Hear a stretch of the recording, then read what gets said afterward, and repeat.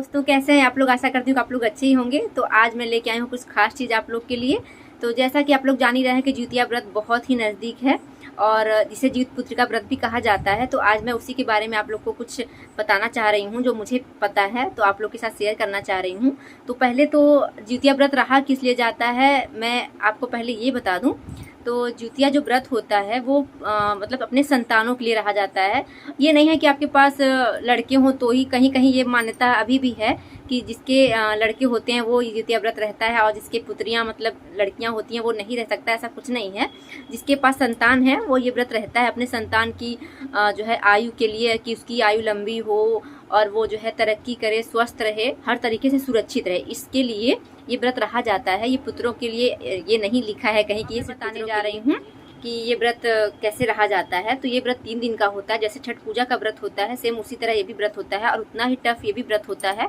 तो सप्तमी के दिन ये व्रत स्टार्ट होता है। तो सप्तमी के पूरे दिन जो व्रत रहता है वो दिन में एक बार ही भोजन करता है और उस रात में 12 बजे मतलब सप्तमी के रात में 12 बजे आप तुरई जो होती है, तुरई आप लोग जानते ही होंगे, उसकी सब्जी खाई जाती है। और बहुत लोग तुरई का जो छोटा छोटा वो होता है, मतलब कि बेबी तुरई जो होता है वो मतलब कि निगल के पानी भी पी लेते हैं और बहुत लोग उसकी सब्जी भी बना के खा लेते हैं। तो वो सब्जी बना के खा के ये व्रत स्टार्ट तो रही सप्तमी की बात। और अष्टमी के दिन मतलब कि सप्तमी के दूसरे दिन की, जिस दिन आपको पूरा का पूरा व्रत रहना है, उस दिन आपको कुछ भी नहीं खाना पीना और ना ही आपको जल ग्रहण करना है, ना ही आपको भोजन करना है, आपको कुछ भी नहीं मुंह में डालना है।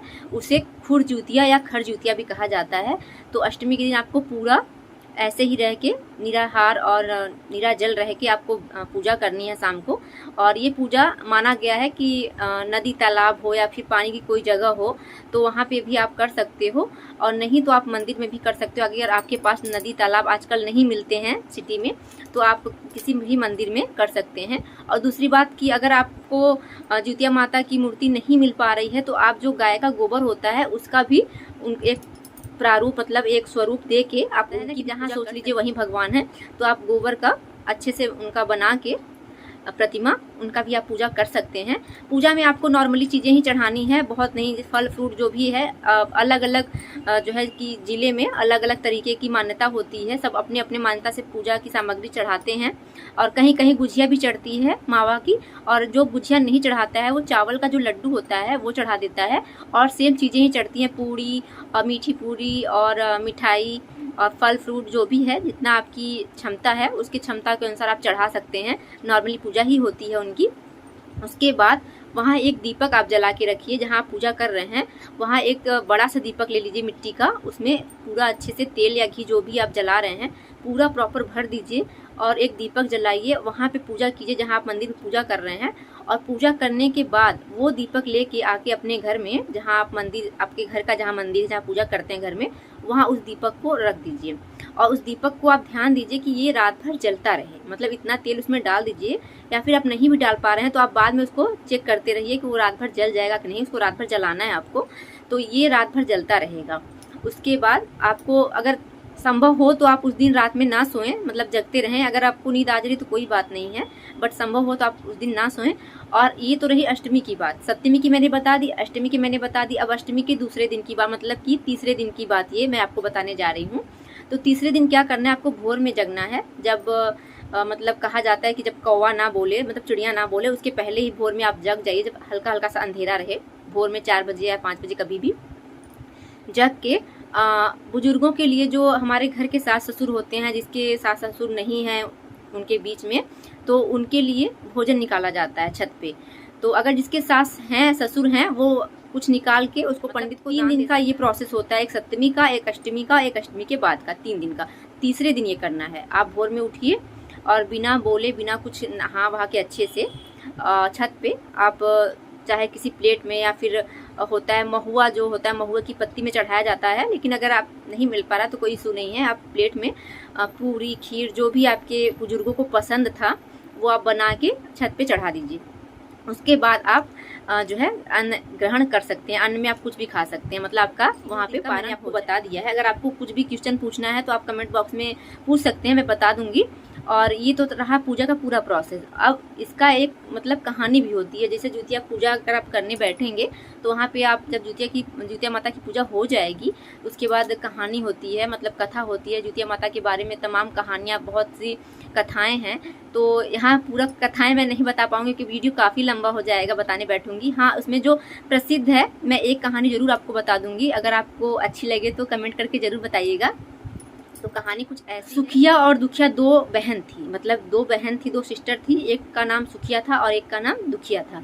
तो जो सुखिया थी वो बहुत अमीर थी, मतलब बहुत ज़्यादा अमीर थी, और जो दुखिया थी वो बहुत गरीब थी। उसके पास खाने के लिए भी कुछ नहीं था, मतलब ऐसा नहीं मतलब था कि अगर वो कुछ करे ना तो उसको रात में खाना भी ना मिले, मतलब इतना ज़्यादा गरीब थी वो। तो वो क्या करती थी, वो सुखिया के घर काम करने लगी, मतलब वहाँ जाती थी, बर्तन धुलती थी, पोछा लगाती थी, जो हो सकता था, चावल फटकती थी, इतना हो सकता था वो करती थी। वहाँ पे जाके वहाँ से जो चीज़ को मिलता था वो अपने घर लेके आती थी, उसी से अपना और अपने बच्चे का पेट पालती थी। तो एक दिन क्या हुआ, मतलब सुखिया के यहाँ दुखिया गई और सुखिया उसको चावल दी और बोली इसको फटक के अच्छे से साफ कर दो। तो दुखिया ने साफ किया। उसके बाद जो उसमें खुद्दी बचता है, चावल का टूटा हुआ भाग जिसे खुद्दी बोलते हैं, वो सुखिया उसको दुखिया को दे दी और अच्छा वाला चावल वो रख ली। तो बेचारी अपना क्या करे, वो तो गरीब थी, वो लेके आई वो अपना पकाने के लिए घर पे। तो उसने उसको पकाया।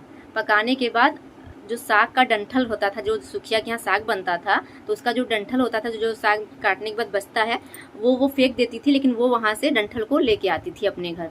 तो उसका डंठल का उसने साग बनाया था और जो खुद्दी था उसका चावल बनाया था। तो बना के वो सोने की तैयारी, मतलब खाने की तैयारी करने लगी। तब उसके द्वार पे एक बूढ़ी औरत आई और उसे मतलब दरवाज़ा खटखटाने लगी, और वो बूढ़ी औरत उससे मतलब कहने लगी कि बिटिया मुझे बहुत ज़्यादा भूख लगी है, कुछ घर में हो तो मुझे प्लीज़ खिला दो। तो दुखिया बोली, अम्मा हमारे यहाँ तो इस समय कुछ भी नहीं है, अब हम वही खुद्दी का चावल बनाए हैं और जो है साग के डंठल का मतलब सब्जी बनाए हैं। तो उस बूढ़ी औरत ने कहा, कोई बात नहीं बच्चा, जो आपने बनाया है वही हमको खिला दो, हमें बहुत ज़ोरों से भूख लगी है। तो दुखिया ने बहुत ही प्रेम से उस बूढ़ी औरत को अपने घर में लेके आया, अच्छे से उसका सेवा सत्कार किया और उसको चावल, खुद्दी का जो चावल है वो और साग का डंठल सब्जी के रूप में बना के उसको दिया। और उसने कहा कि अम्मा हम तो बहुत गरीब हैं, हमारे पास यही है, तो आप अगर खाना चाहें तो यही खा लीजिए। तो उसने कहा, कोई बात नहीं बच्चा, उसको तो भूख लगी थी, उसने वो खा लिया। तो और खाने के बाद बूढ़ी अम्मा उससे बोलने लगी कि बिटिया हमारे तो आँख दिखता ही नहीं, मेरी आँख बहुत कमज़ोर है, मुझे रात में दिखता ही नहीं है, तो मैं अपने घर कैसे जाऊँ। तो दुखिया ने कहा, कोई बात नहीं अम्मा, आप आज रात यहीं सो जाइए। तो ऐसे बोल के दुखिया चली गई सोने और अम्मा अपना वहीं बैठी रही। तो दुखिया सोने लगी। उसके बाद अम्मा उसको जगाई और कही कि हमको बहुत तेज़ से लैट्रिन लगी है, तो मैं कहाँ करूँ। दुखिया सोचने लगी कि मेरे पास वॉशरूम भी नहीं है, मैं कहाँ इनको भेजूँ। तो उसने कहा कि अम्मा आप जाके उसी कोने में कहीं भी कर लीजिए, मतलब एक कोना बता दी घर का कि उसी कोने में जाके आप कर लीजिए। अम्मा गई अपना वहाँ पे की हुई। उसके बाद हाथ वाथ धुल ली और उसे फिर पूछने लगी कि मेरा हाथ तो बहुत गंदा है, मैं कहाँ पोंछूँ इसको। तो दुखिया कही, अम्मा वो नींद में थी, तो वो बोली अम्मा आके मेरे सर में पोंछ लीजिए। तो अम्मा आई, उसके सर में पोंछी उछी और उसके बाद वो चली गई। दुखिया नींद में थी तो वो भी सो गई, उसको कुछ पता नहीं चला, वो सो गई। उसके बाद सुबह हुई, भोर हुआ, मतलब सुबह नहीं भोर हुआ, जिस दिन ज्योतिया माता का व्रत होता है, अष्टमी के दिन की बात बता रही हूँ। तो सप्तमी की रात में वो आई थी बूढ़ी अम्मा, और ये अष्टमी का दिन मैं बता रही हूँ। तो अष्टमी के दिन वो उठी और वो ज्योतिया माता का व्रत थी, तो वो अपना गई गंगा स्नान करने। तो गंगा स्नान करते समय जब वो अपने बाल को नीचे करके धुलने लगी तो उसके बालों से सोना बरसने लगा, मतलब सोने का जो सिक्का होता है वो गिरने लगा।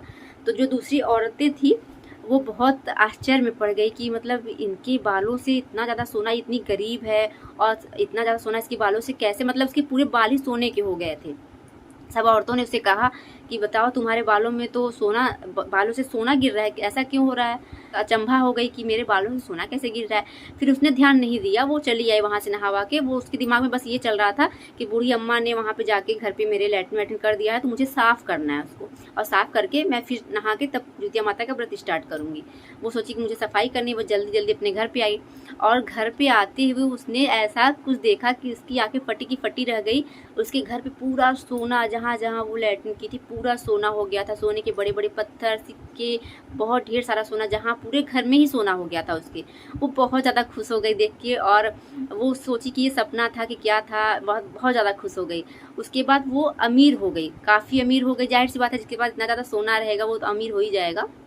तो अमीर होने के बाद वो सुखिया के घर काम करना बंद कर दी, वो जाती ही नहीं थी फिर वहाँ पे, उसको कोई ज़रूरत ही नहीं थी। जब वो गरीब रहती थी तो जाती थी, तो अमीर हो गई तो वो फिर जाना बंद कर दी। तो कुछ दिन बाद उसको इतना ज़्यादा उसके पास सोना था कि वो उसका अंदाज़ा नहीं लगा पा रही थी कितना मेरे पास सोना है। तो वो अपने बेटे को बोली कि आप जाओ और मौसी के यहाँ से तराजू लेके आओ, हम उसको तौलेंगे कितना मतलब क्या है।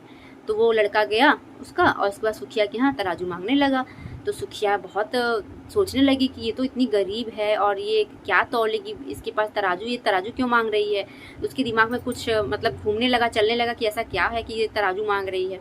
तो उसने अपने दिमाग चलाया और तराजू के नीचे जो चुंबक होता है वो चिपका दिया कि जब जाएगा, जब ये कुछ भी ऐसा वो करेगा, मतलब कि इसको तौलेगा, तो वो जाके वहाँ पे चिपक जाएगा और मुझे पता चल जाएगा कि आखिर ये क्या तौलने के लिए ले जा रहा है।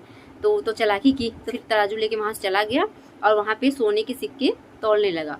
तो एक सिक्का जाके नीचे फंस गया तराजू के। फिर तराजू जब वो लेके आया वापस देने, तो वो अपना घुमा फिरा के देखने लगी। जब पीछे घुमाई तो उसको सोने का सिक्का मिला। फिर वो एकदम आश्चर्य हो गई। फिर वो उसने दुखिया को बुलाया और उससे पूछने लगी कि ऐसा मतलब क्या हुआ कि जो तुम्हारा इतना ये मतलब सोने का सिक्का तुम्हें कहाँ से मिला। तो जो दुखिया थी बेचारी, वो बहुत ही सीधी सादी थी, वो कभी भी झूठ नहीं बोलती थी। उसने पूरी कहानी उसको अच्छे से सुना दी कि ऐसे ऐसी बात हुई थी, ऐसी बूढ़ी अम्मा आई थी, ऐसे मतलब बोली, तो मैंने कहा मेरे सर में पोंछ लीजिए। तो ऐसे सब पूरी कहानी उसने बता दिया। तो जो सुखिया थी उसके मन में लालच आ गया। उसने मन ही मन में वो सोचने लगी कि अगली जुतिया आएगी तो मैं भी ऐसे ही करूँगी। तो फिर अगली जुतिया माता का व्रत आया और जो सुखिया थी उसने भी ऐसा ही किया।